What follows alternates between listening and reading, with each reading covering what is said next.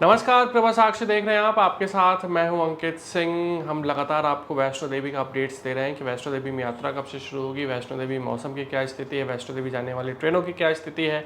लेकिन साथ ही साथ आज आपको ये भी बताएंगे कि उत्तर भारत में जो बाढ़ है उसकी क्या स्थिति है। तो सबसे पहले हम आपको बताते हैं कि वैष्णो देवी की वर्तमान में क्या स्थिति है और यात्रा कब से शुरू हो सकती है। तो अब तक यानी कि इस वीडियो के रिकॉर्ड होने तक 3 बजे तक कहीं ना कहीं कोई अपडेट नहीं है कि यात्रा कब से शुरू होगी। अभी भी जो श्रद्धालु हैं उनको इंतज़ार है कि वैष्णो देवी की यात्रा कब से शुरू होगी, क्योंकि 11 दिनों से आपको याद होगा 26 तारीख के बाद से लगातार वैष्णो देवी की यात्रा स्थगित है। ऐसा बहुत पहले ही हुआ होगा कि 11 दिनों तक यात्रा स्थगित रही हो, लेकिन इस बार 2025 में ऐसा हुआ है और 11 दिनों तक माता वैष्णो देवी की यात्रा पूरी तरीके से स्थगित है। कटरा सुनसान पड़ा हुआ है, वीरान पड़ा हुआ है। वहाँ कुछ एक श्रद्धालु ही बचे हुए हैं जो इस चाह में हैं कि जब हम कटरा आ ही गए हैं तो दर्शन करने के बगैर कैसे लौट सकते हैं। तो वो भी अपना इंतज़ार कर रहे हैं। उनका भी धैर्य ऐसा लग रहा है कि अब जवाब दे रहा है।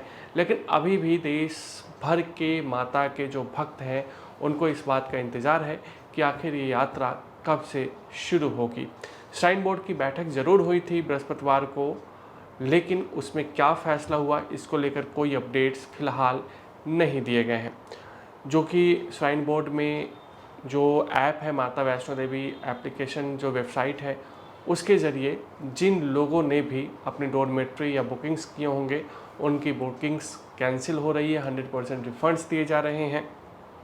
लेकिन यात्रा कब से शुरू होगी इसको लेकर कोई जानकारी फिलहाल आधिकारिक तौर पर वैष्णो देवी श्राइन बोर्ड की ओर से नहीं दी गई है। जगह जगह थोड़ी बहुत भूस्खलन बीच में आई थी, क्योंकि आपको बता ही देते हैं कि 2 और 3 तारीख को भी ज़बरदस्त तरीके से कटरा में बारिश हुई थी और ताराकोट मार्ग हो या फिर आपका चरण पादुका के पास हो, कई जगह पे भूस्खलन देखने को मिली थी। हालांकि कोई नुकसान नहीं हुआ।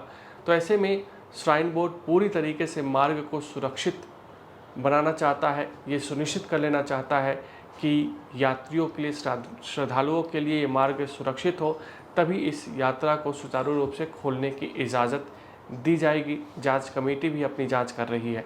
लेकिन मौसम कैसा है? पिछले 2 दिनों से यानी कल और आज अगर देखें तो कटरा में अच्छी खासी धूप खिली हुई थी, मौसम बिल्कुल साफ़ था और माना जा रहा है कि अगर इस तरीके का मौसम 1-2 दिन और बना रहे तो यात्रा जल्द शुरू हो सकती है। 7 तारीख के बाद से यात्रा को फिर से शुरू करने की ये संभावनाएं जताई जा रही है, लेकिन आधिकारिक तौर पर अभी कुछ भी अपडेट श्राइन बोर्ड की तरफ से नहीं आया है। जो ट्रेनें कैंसिल हुई थी उनको फिर से रिस्टोर किया गया है, फिर से चलाने की शुरुआत की गई है, जिसमें स्वराज एक्सप्रेस, मालवा एक्सप्रेस जैसी ट्रेनें शामिल हैं। श्री शक्ति अभी भी रिस्टोर नहीं की गई है। इसके अलावा एक वंदे भारत जो कटरा जाती है उसको भी रिस्टोर फिलहाल नहीं किया गया है। कटरा और जम्मू के बीच में आज और कल एक बार फिर से जो रेल सेवा है वो बाधित रहेगी। मलबा जो ट्रैक पे गिरा था उसको साफ़ करने की कोशिश की जा रही है और ये सब हटाने के बाद ही कटरा और जम्मू के बीच में ट्रेन सर्विस शुरू हो सकती है। तो ये पूरी डिटेल्स हमने आपको वैष्णो देवी की बताई है। अब हम आपको पंजाब की बताते हैं। तो पंजाब में भी स्थिति बाढ़ की भयंकर है।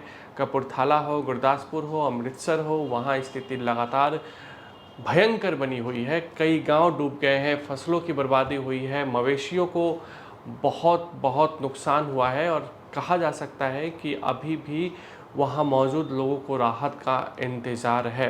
हालांकि 2 दिनों से बारिश कम हुई है, लेकिन नदियाँ उफान पर है। सतलज हो, चेनाब हो, ये तमाम नदियाँ जो हैं उफान पे है। और कृषि मंत्री शिवराज सिंह चौहान पंजाब के अलग अलग हिस्सों में पहुँचे थे। उन्होंने अलग अलग हिस्सों का दौरा किया था, राहत और बचाव का भी निरीक्षण किया था। साथ ही साथ किसानों को, वहाँ के स्थानीय लोगों को ये भी वादा किया था कि केंद्र सरकार हर समस्या का आपके निदान करेगी।